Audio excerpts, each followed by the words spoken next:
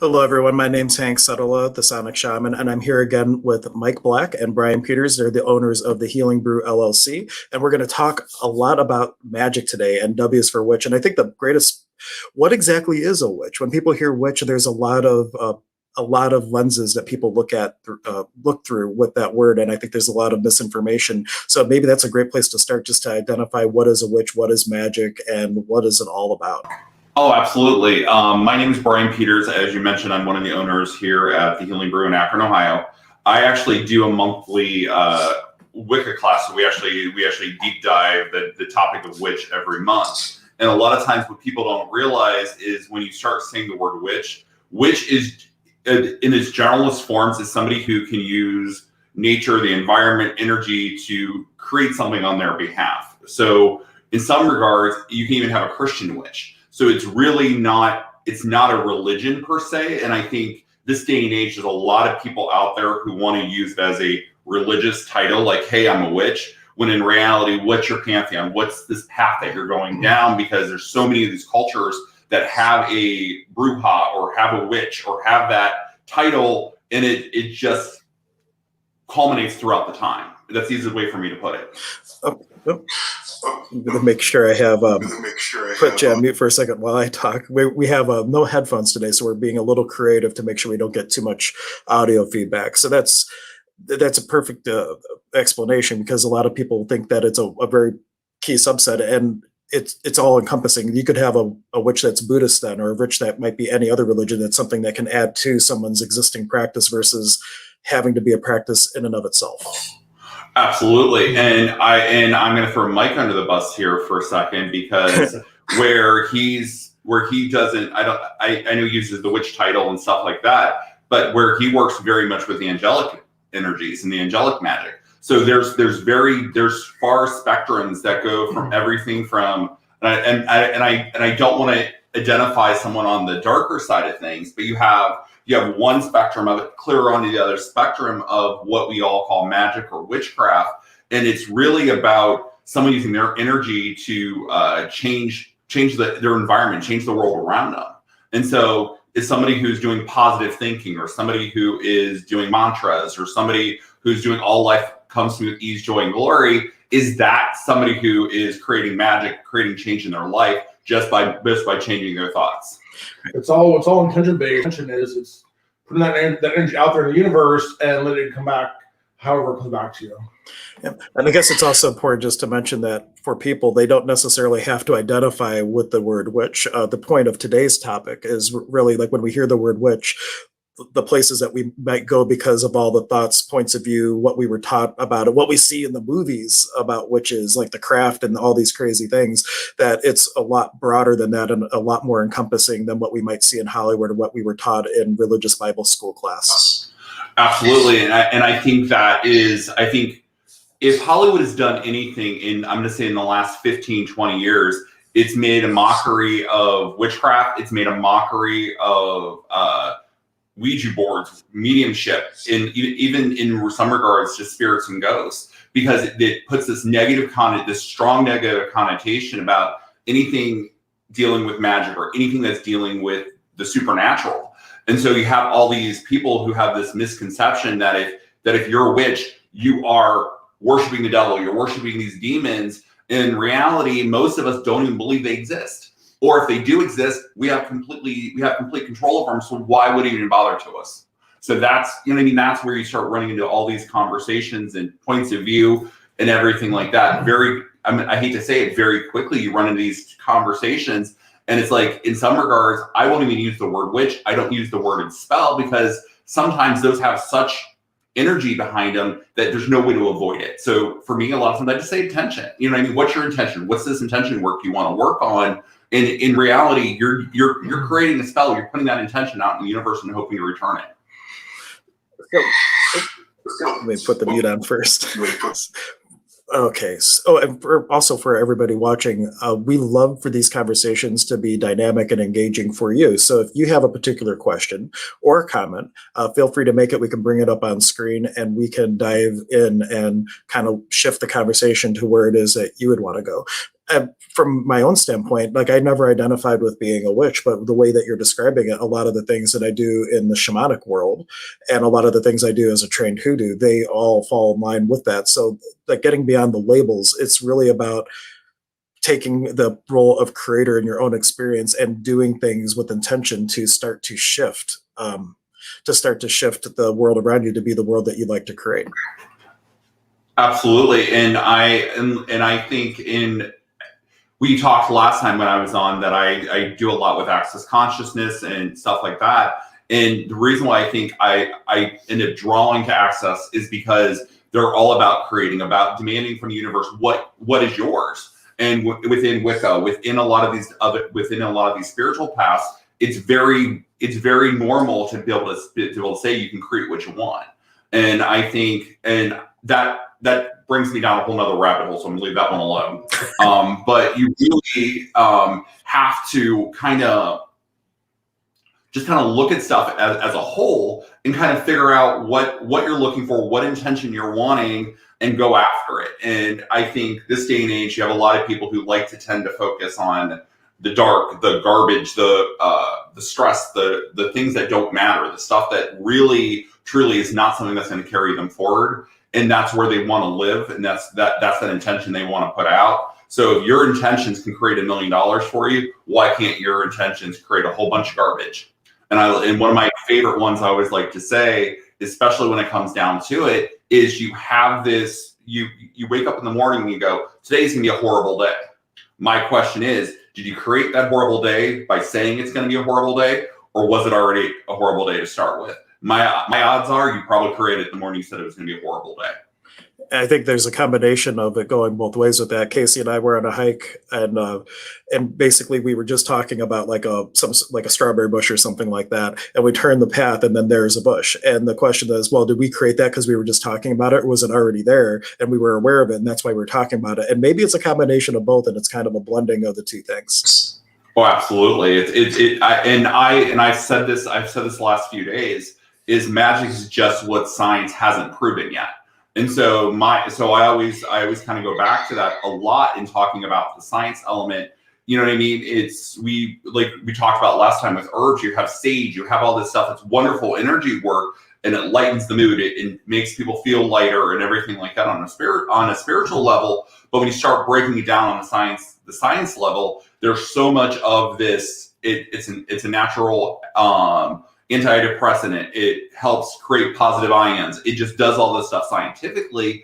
And I think in a lot of ways, science just hasn't caught up to most of us who are on these spiritual paths and trying to create more. They just haven't figured out how we're doing it yet. And that goes with Reiki, that goes with bars, that goes with all of it down the line. The any kind of energy work considered magic, it's because they just haven't proved how it works yet. Like they're already doing science research on Reiki, and that's why it's more prevalent in hospitals and nursing homes, and it's spreading around because they're actually proving the effects of what it does. But back, years ago, Reiki was magic. It was energy work. It's mystical, unknown. Absolutely. So, Hank, it's your show. So can I go down a dicey route and get yelled at? You can. You can. There's no rules.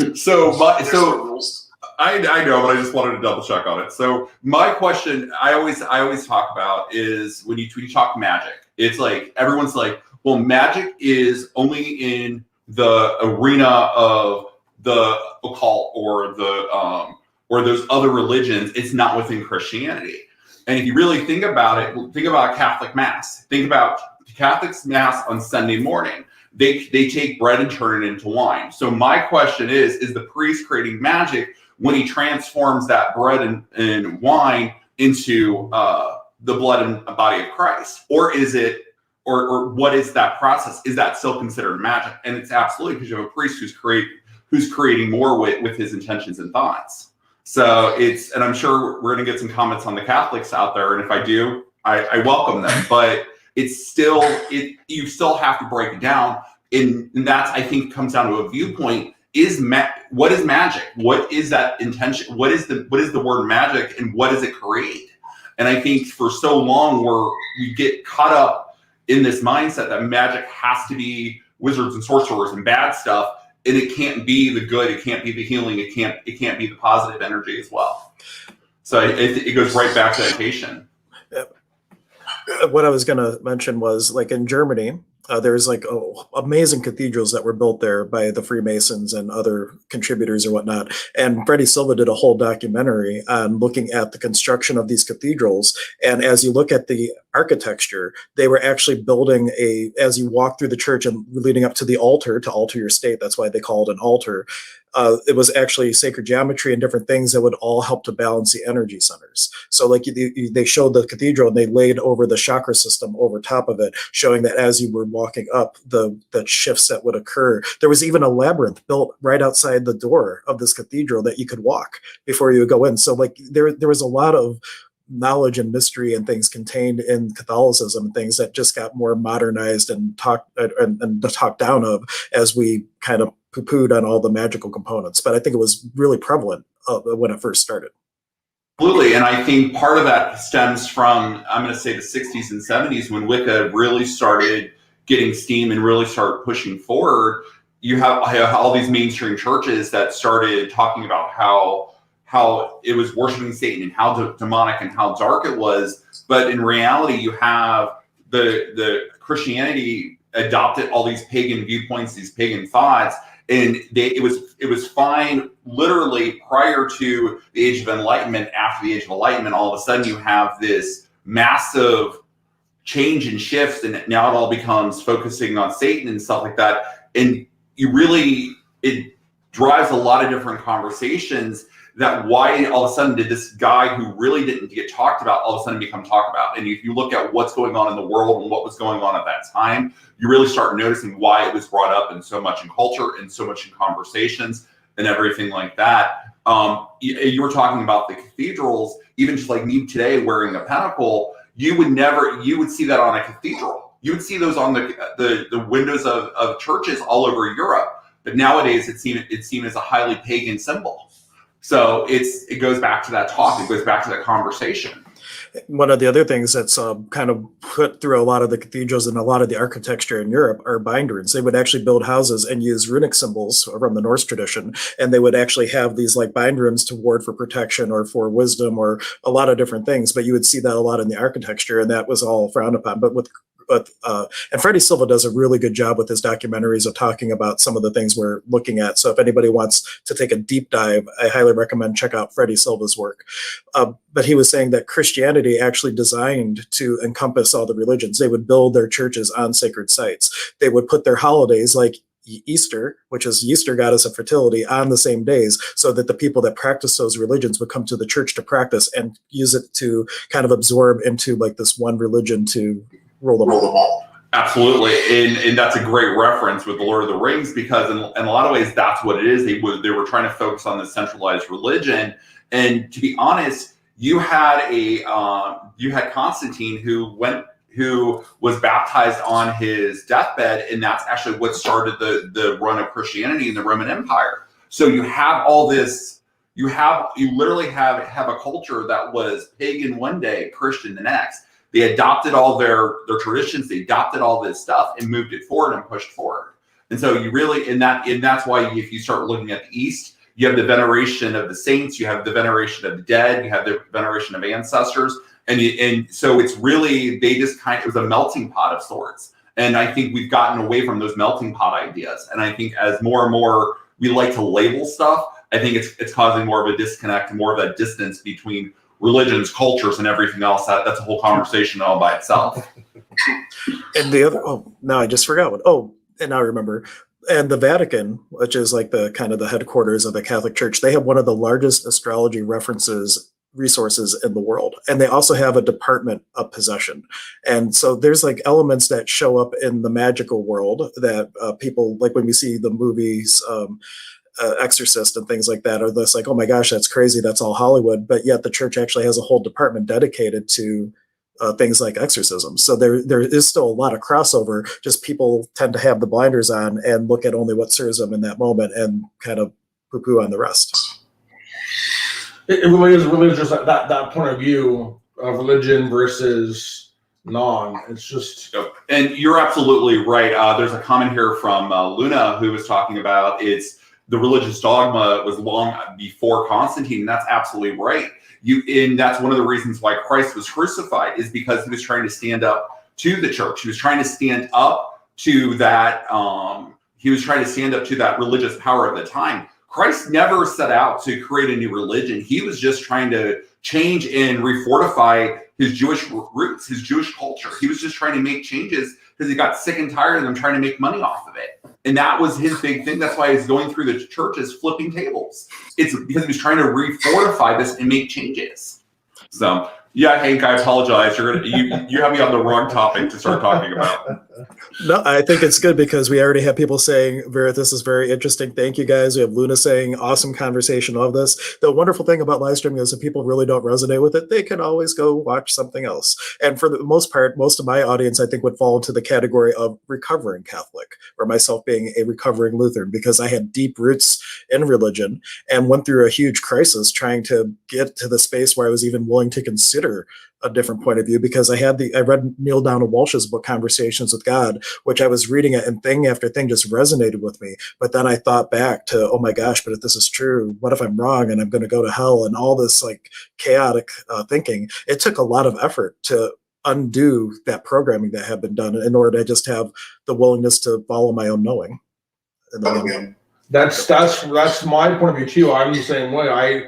Things didn't resonate with me as I was going to church and things, but the more I thought about nature and the world around us, and being with, of that mindset and that framework and in that space, makes more sense for me.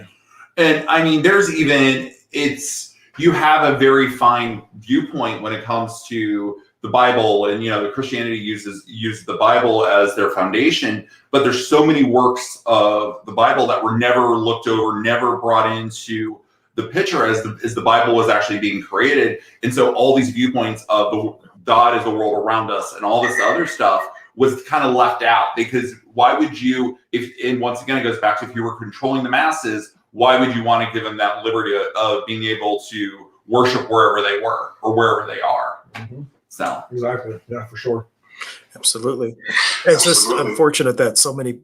Well, I think we're at a turning point, though. There's so many people now, especially with COVID, that really had time to take them out of this well-trodden wagon wheel rut that we've been in, that they were taken out of their routines and just could kind of sit, just stem themselves in their soul. You might be experiencing this too. I know God is Salit, like since the lockdown had been lifted, the stores like and crazy busy with people driving from out of state to come and shop and things like that. And it seems like people have this resonance that, you know what, maybe everything that I was doing, maybe there was more, and they don't know what it is, but now they're starting to seek. And when they start to come in from, being raised Catholic, but now they're like, well, how do I start with candle magic, and starting to shift into just the willingness to explore different things. I think a lot of that just had this setting period that we've all had, thanks to COVID. Something good came of it, the bless and the mess. Oh, absolutely. And I think COVID I hate to say this because I always get looks when I say it, I think COVID was a blessing in a lot of ways, because it gave families, it gave people this time to reflect and kind of focus in on themselves. And as they did that, I hate to say it also gave them a taste of mortality. And so as they're looking at this, they're going to have to look more at the bigger pictures. They're going to start looking at some of the world around them, and they're starting to realize they don't have a religious path. They don't have this religion to fall back on. And so now they're craving this knowledge. They're creating this viewpoint of what's out there, what's more to come, and what happens after we leave this planet.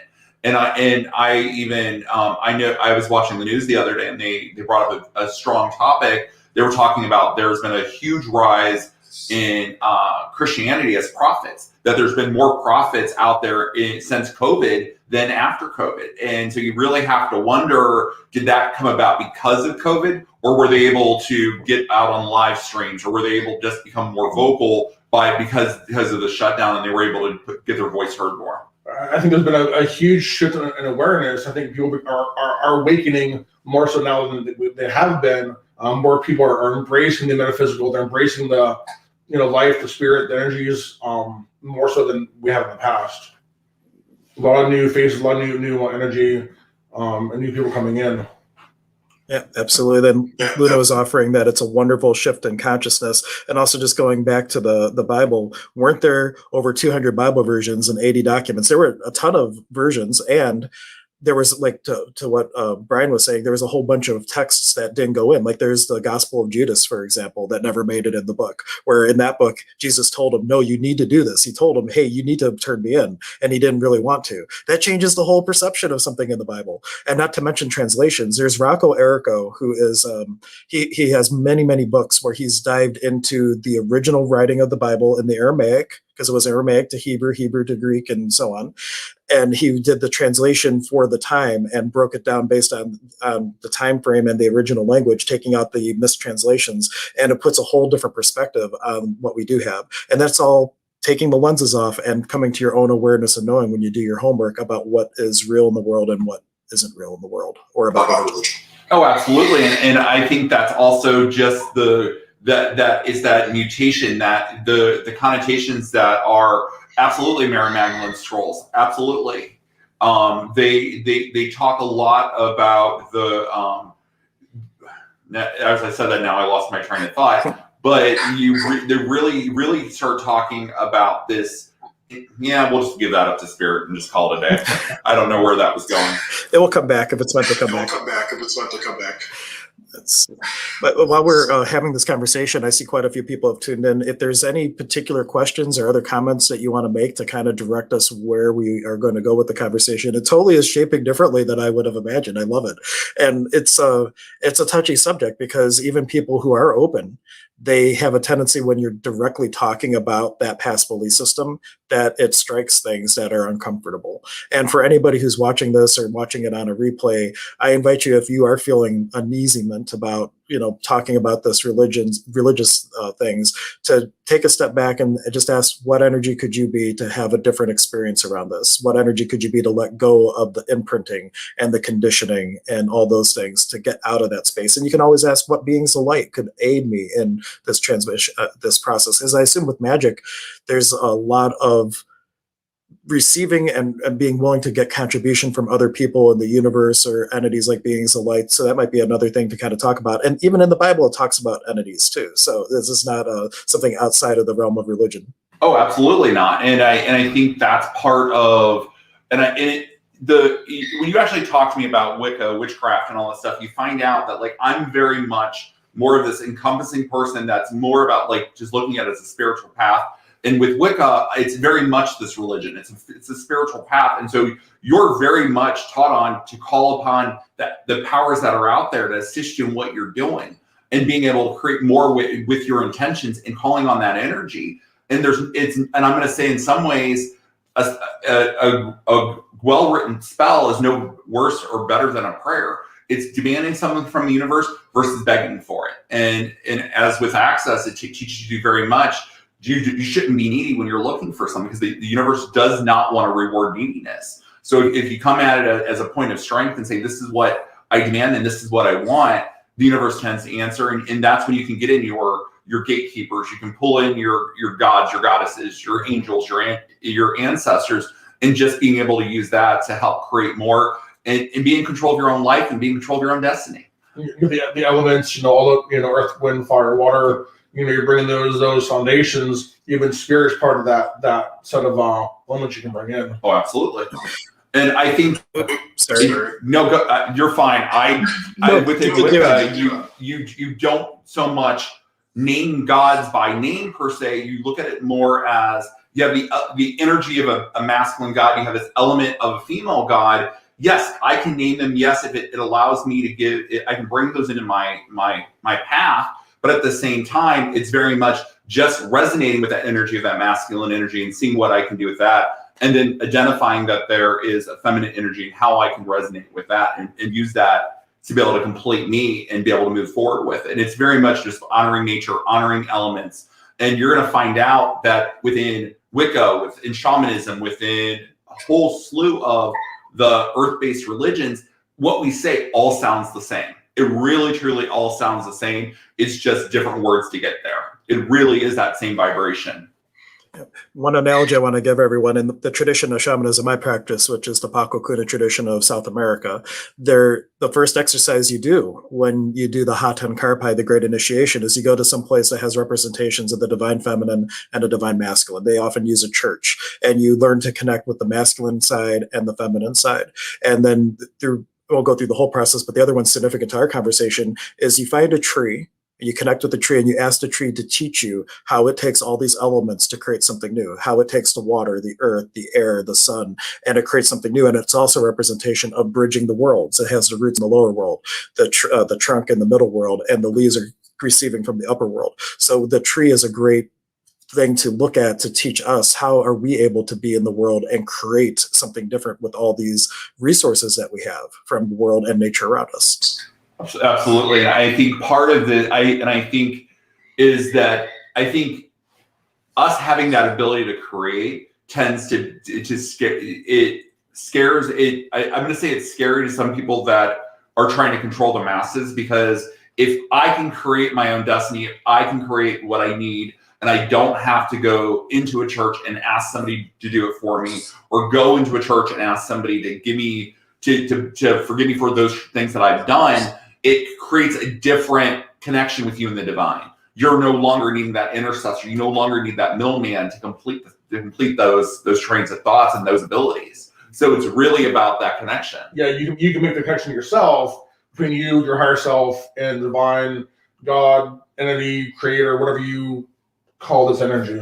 Absolutely, it's just about raising the vibrations, is raising those intentions up. And I'm going to go back because I remember what I was going to talk about as we were talking about the scrolls, we're talking about Bibles, we're talking about all these books that were left out. I was going to, if anybody is interested, I would encourage you to read the Book of Enoch, especially if you are, if you're into astrology, if you're into angels. The Book of Enoch is absolutely mind-blowing, because so much of the Book of Enoch has been plagiarized throughout the Bible that you're going to read Enoch and you're going to be like, this all sounds very familiar. And it's very much gives you kind of this backstory of the angels and what was actually going on and what's the whole story. Question to pose to you, thinking about religion, and everybody's always creating consciously and unconsciously. And way back when religion was really first setting, we had a couple people who really got it and were mindful and could manifest in this way. But maybe was religion intended initially perhaps to help people that weren't creating consciously to not create destructively, and maybe it had a purpose, and that purpose is just done. Because I'm just thinking about it, everything has this evolution and purpose, and maybe not shut the door on the value of what religion had. It maybe served a huge purpose, and well, then again you had the Crusades and things, but that wasn't the purpose for which I think it was necessarily originally intended, but to give people a construct to not create destructively while they were stepping into their power as an infinite being. Oh, absolutely. And I think that brings up I always look at it as even the Bible talks about where three people are gathered, you can create more, God's present and everything like that. And I think as people gather together, you definitely can raise the vibration. You can bring in positive energies. You can bring in different stuff. So you definitely, that raises that vibration. It allows you to control more as a group. And so I really think you're absolutely accurate, because you have all these people, and to be honest, if you think about it, you had all these people probably tossing magic at each other, being destructive, trying to do all this stuff that was not helping the greater good. So now you can take these people who are I'm going to say more fragmented, and now give them a greater cause to help them move forward better and be able to contribute and make more. And really the original thing with religions, if you look at it, they're giving tools, like the kingdom of heaven lies within. The tools are sprinkled in there. It was the people in power that took those tools and then exercised a bit of control over it, and using the religion as an excuse to conquer. Like in Peru, when the Spanish came, they were coming to conquest and whatnot, and they actually used the blasphemy of the Bible as a reason to come in and take the city. They handed the Inca a Bible and said, here's our God. And the Inca took the Bible and he listens to it and he throws it on the floor saying, what good is a God that doesn't talk? And that's when they came in and took the city. And so religion was kind of used as this guy's, we're doing it in the name of good. However, it's kind of a double standard in a way that they're using. They did the same thing during the Roman times too. I mean, the people in power were losing control of the people, so they bring out this religion to help bring people back in the fold. Probably not in the best sense of words, but I mean, that's kind of what they use it for. Absolutely. I think also too is we didn't have a strong sense of, and I really want to go. I hate to use social media as the evil spirit here, but I have to go there. You didn't have 1,000 years ago. You didn't have social media. You didn't know what people were doing. So one of the best ways to be able to do that is now have everybody go to a centralized location, and somebody's now is responsible to hear those confessions and keep tabs on what people are doing and what's going on in the world around them. Yes, they were supposed to keep this stuff to them, but in older times, the priest outweighed the mayor. The priest outweighed the king in a lot of ways. Yes, the king had power, but so did the church. So it's really about, it goes back to the whole matter of fact of control. It really does. So now that I'm ranting. Oops, sorry. I have, if you hear him getting cut out from time to time, they didn't have headphones, so I'm hitting mute when I'm talking so we don't get the audio feedback. So I didn't mean to cut him off. My question to you is, if for people that are starting to hear the call and or starting to know that there's more and they're fighting with their past religious and upbringings, what tools would you recommend for people to start with that would kind of ease them into being more receiving of these things? And even for people that are, like myself, I've been doing this for a long time. Do things sometimes come up for me? Absolutely. So just any tools to help people unprogram themselves and start to really step into their own knowing.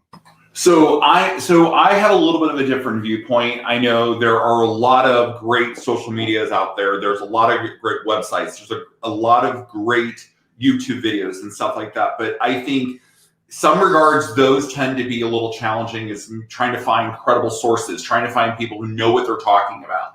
And so I always kind of default and look at some of the books that have been in existence for a while. You have Scott Cunningham's Green Book, the Wicca book, that's been out for generations. There's a new one by Roderick is his last name. It's Wicca 365.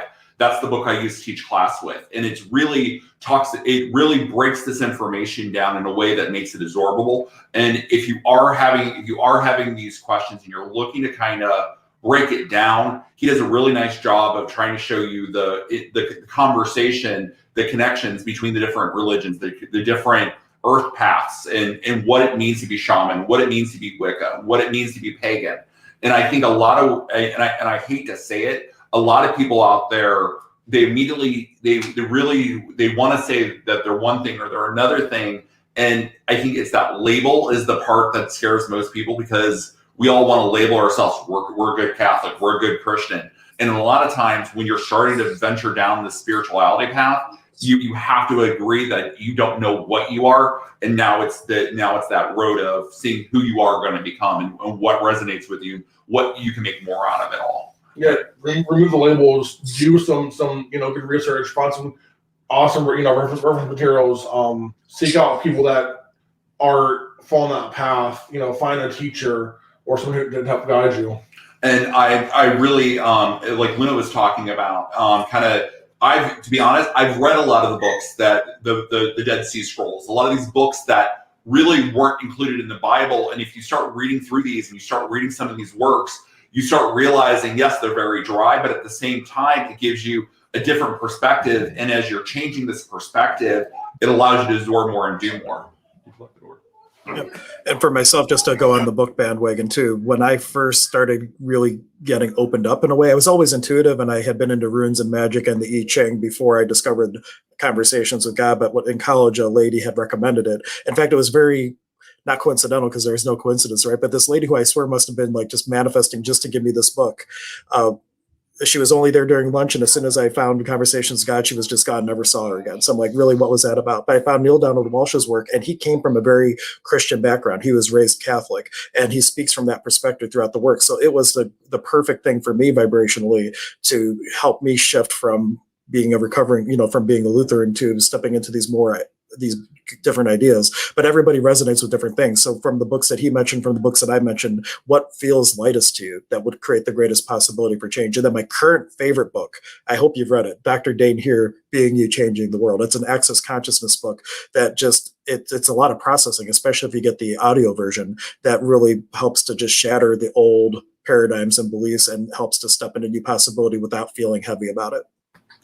And I hate to go back to access, but in a lot of ways, when it comes to religion, you almost have to destroy everything you ever know, every misconception, every thought behind it, and just start new with it, and just really move forward with assuming that everything you knew previously was wrong, and just trying to reabsorb and recreate the wheel as you move forward. Access consciousness is a great tool to use. It really helps to break you out of your reality to create new and more possible realities for yourself.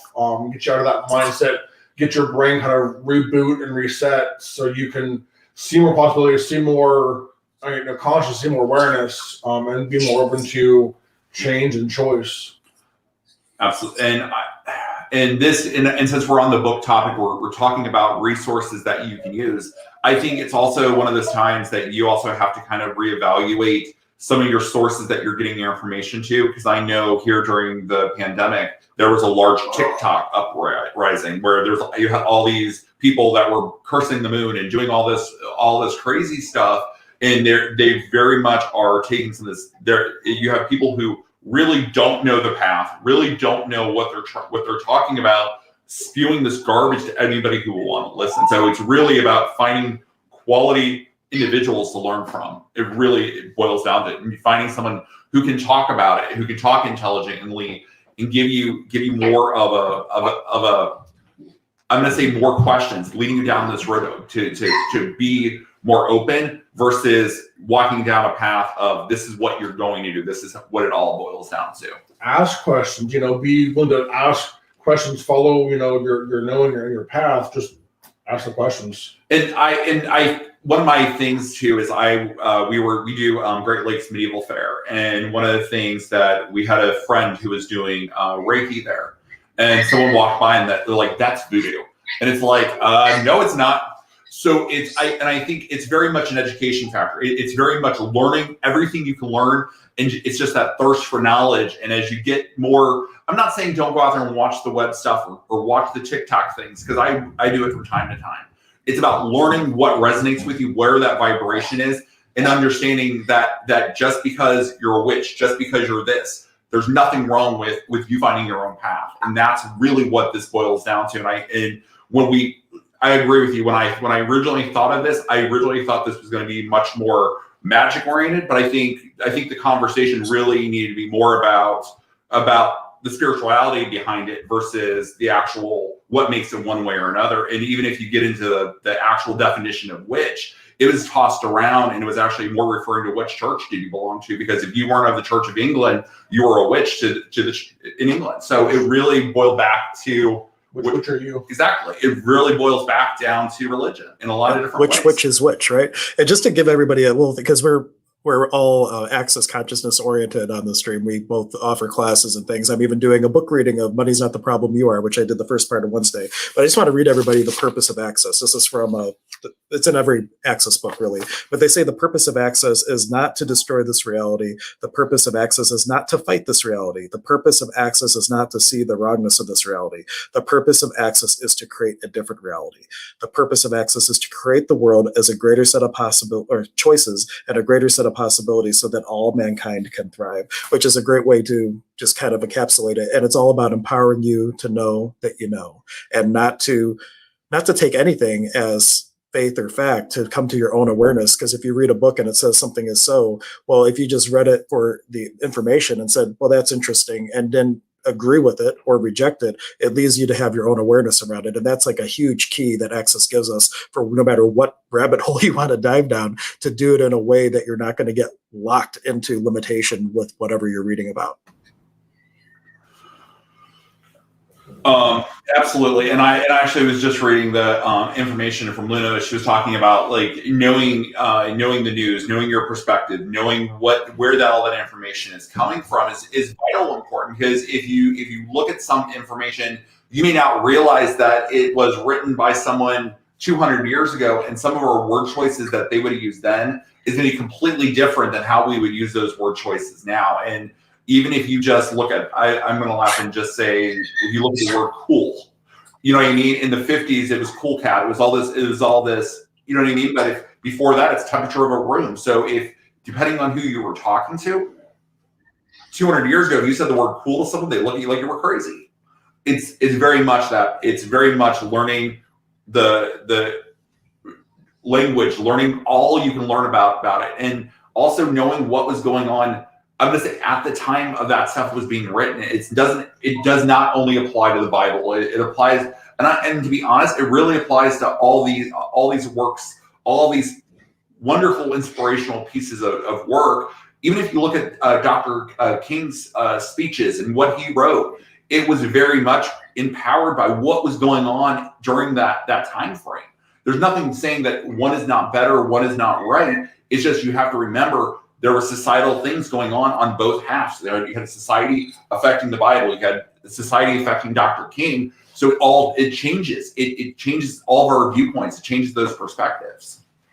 To that point too, that comes back to filters and knowing your sources and all that. I had a friend who we were going down a very polarized rabbit hole, and then he threw me a meme from Osho that was saying that you have to rebel, humanity is going to lose itself and all that. And it was so far out of context of this one particular Indian mystic that but it was perfect because he gave me that. And then I went up and looked up the whole verse and gave the definition of rebel, which is not somebody that thought something. It was somebody that held the space to get a different possibility, to go not against what was going on in the world, but to hold the space to choose something different. And so things are really taken out of context and looked at through all these lenses that when you consider the times and you consider the source and all that, and you consider the lenses that they're looking through, it can really help to help you see your own lenses and take those off and to start to have different possibilities for yourself.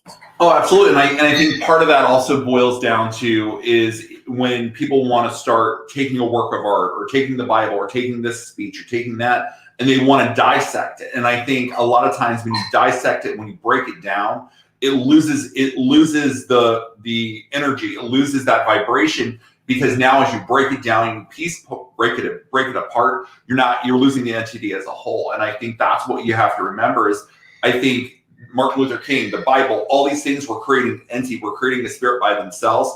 And when you start getting in there, you start breaking it apart, and you start over-analyzing, it really just loses so much, and it becomes a different beast altogether. I'm doing a lot of talking this time, by the way. You're allowed to. No, you're fine. Go for it. You're allowed to. I know, but I felt bad because I'm over talking Mike, so I just want to keep looking up. Or do you have something? You're good. Yeah. So, but Mike, did you have something you wanted to contribute? Now we'll put you on the spot. I'm good now. Go for it. I'm trying to think. I just had a thought. What was it? Come back, thought. Well, we'll ask the audience, is there any particular questions or comments that you want to ask? We have a bit of time left. We have to end about 5 minutes till because I'm on another stream after this. I'm on Lilydale Blog Talk Radio with Angie Hewitt, which is also going to be streaming to my channel. So you can tune in for that if you want another conversation with me. I'm doing a lot of talking this morning. It's like my second out of 3 streams. But if you have any particular questions about the magic, religion, spirituality, this is all like a great time to ask all these things. And I still haven't thought about what I was going to think about. So if you were to tell, I'll just unmute you again and let's see if anything comes to your mind, if you have an inspiration to share.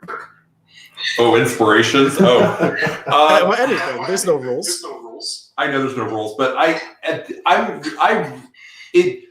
all I'm going to say is that at this time and age, with everything that's going on, with all this craving for knowledge out there, I really want to kind of encourage people to deprogram from the social media versions of witchcraft or of magic, deprogram from Hollywood, deprogram from this archaic notion that anything that's not Catholic, Christian is wrong and dark. And so people really have to get out of that mindset, because as they move forward with spirituality, as they move forward on all these different paths, I think it clouds their judgment. And so they assume that every time they turn a corner, there's the big old bad demon or the big old bad devil. And in reality, that's not what you're looking at. You're just looking at it. It's looking at it as a whole versus looking at it as one supreme being. And I think you have to remember that there's two sides to every coin.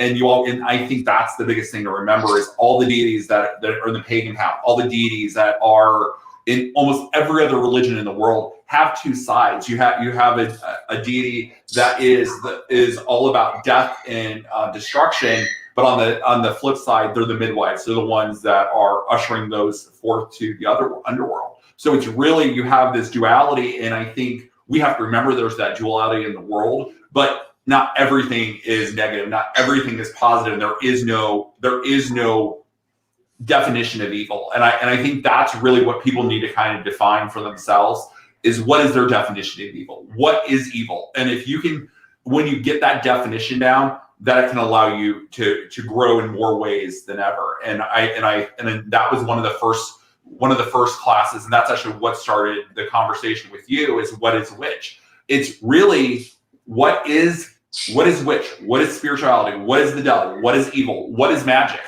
Make those definitions, write out those definitions, and then go find your spiritual path that aligns with those definitions. And I think that would allow people to grow the most, because as you're looking at those definitions, it's going to allow you to grow.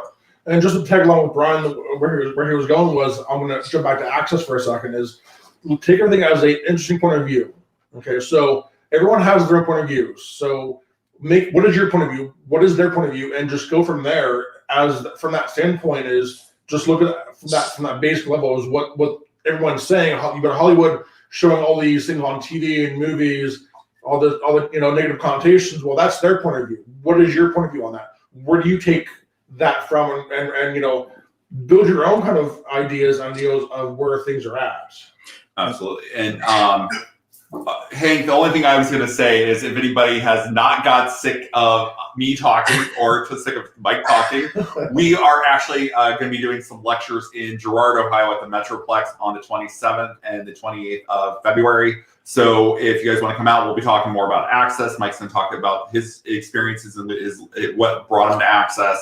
I'm going to be doing some herb classes, talking about some intention stuff. So definitely, there's a lot of great speakers, a lot of great readers, a lot of great vendors that's going to be there as well. So definitely, it would be an opportunity to kind of learn more and find some. I'm going to say find some credible people, find some people who are able to shed the light on the subject and allow you to learn. And Brian does a monthly witchy box co-op class once a month. You get a box of supplies. He's going off the book, like you mentioned earlier, Wicca 365, which the book breaks down witchcraft and Wicca into, a year worth of study, and you go day by day. You read day 1 and you stop. You read day 2, do the activities, and you stop. So it takes you a year to get through the book. So if you just go a month at a time, you do get that month's worth of book work, and then you come back and we discuss, we talk. We do offer virtually for those who can't make it out or want to attend but can't make it here. We will on Facebook, live. And then we do have a Oracle card class coming up. I'll just kind of, put that out there too. Tomorrow, as a matter of fact, we're doing a card because I'm also psychic intuitive. So me and one of our owners, Stephanie, who's also a psychic medium, we're doing a card class on Saturday for learning how to work with your intuition and opening awareness up, and working that psychic muscle that everybody has. Just not everybody uses all the time. It's like a muscle, you have to work it out. So we're doing that on Saturday as well. You guys have a lot going on, and I put up your website or the Facebook page because the website will be up shortly again, but it's just facebook.com/The Healing Brew. Especially if you're listening to this on the podcast and you're just having the audio, it's just facebook.com where you normally log in /The Healing Brew. Just type in The Healing Brew into your search engine. I think you're the only healing brew that comes up. So it's a good, unique name. And the other thing, if you guys want a class that they didn't mention, or if it's something that I can offer, 9 times out of 10, because I rarely teach. If you notice, I don't teach a lot of classes. When I do teach a class, it's usually because someone asked me to, and they specifically said, "Hey, I want a Reiki class," and then I'll put it on the book. So if you want a class, whether it's something I would offer them, if we know that there's a need, we will create something around it. So just because it wasn't mentioned doesn't mean that it can't easily be actualized by one of us or someone else that we know.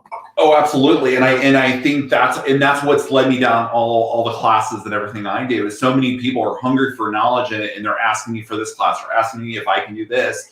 And that's what's created the witch class. Because actually I created it for somebody who was somebody who wanted to learn from me. And then it's also just like the herb class. The herb class was created for somebody else. So it's very much we're all intuitively led. We're all follow spirit. So if there's something out there that you want us to do, something you guys want us to teach, just let us know. We're all willing to share our knowledge. It's just giving it. We don't know what people want to hear. And I do actually have a couple of access classes coming up next month, then, and also in March, just to put it out there. And hey, thank you for reminding me. The website is back up and running now, so it's thehealingbrew.com. It is. I got it fixed yesterday with our webmasters. The site's up and running. It's still a work in progress. We're still adding and making changes, but you can go there, check us out. The events are up. The event calendar is up on the website, also on Facebook as well. We have links to, back and forth between the website and the Facebook, so you can check it out in both places. Great. And just to bring up Luna, she's been with us the whole time. I think there's been a lot of other people watching, but she's been one of our most active commenters. But it's an excellent show. Thank each of you. Beautiful contribution to patiently awaken, enlighten, deprogram. Happy to see. I think that's her saying that we should definitely have you on more often. All right. I'm always welcome and willing. Ask Mike. I always like talking, so it always works. Yes, thank you. And again, anybody that has ideas of what we want to hear, just let us know. We'll throw something out there. Yep, sounds good. And I'm going to be on, that's why we're going to wrap a little bit early. I'm on at 12 for another hour show with Angie Hewitt Apt, who's a registered medium at Lilydale, doing the Lilydale Blog Talk Radio. So if you want another dose of Hank, there's one coming up in about 8 minutes, and hopefully you'll join for that. And definitely check out the Healing Brew LLC, the Facebook page, also the website. That's where I bought my favorite teapot I've ever had. Oh, that was the other thing. When you're looking for books and things like that, finding a community to grow with is huge. So if you're down in Akron, Healing Brew LLC, they have an amazing space with all the classes, but it's more about there's a community there. It's not just about taking a class or finding a book. Or if you're up my way, there's Goddess Elite, and my center's right next door to Goddess Elite, very conveniently. So there's a lot of these resources where instead of just finding a book or a class, you start to find other people that are on the journey that can look at what you're choosing without judging you for it, hopefully without judging you for it, but recognizing we're all this, we're in progress and not perfection, and holding the space for each other to grow. The community can be huge with that. What did Christ say? When more than one person gathers in my name, great things happen. Something to that effect. That's a reference to the community that you can have and create with. Thank you, Hank. That's one thing that we try so hard to do here, is to make that community, make this a safe space. People who are like-minded or who are searching for answers and want more knowledge, we create that safe space here. You can come in. There's no judgment. There's no questioning. It's just come hang out. We as we always joke, we collect people. Come into our shop. If you're in the area, come check us out. It's a safe space to learn, to grow.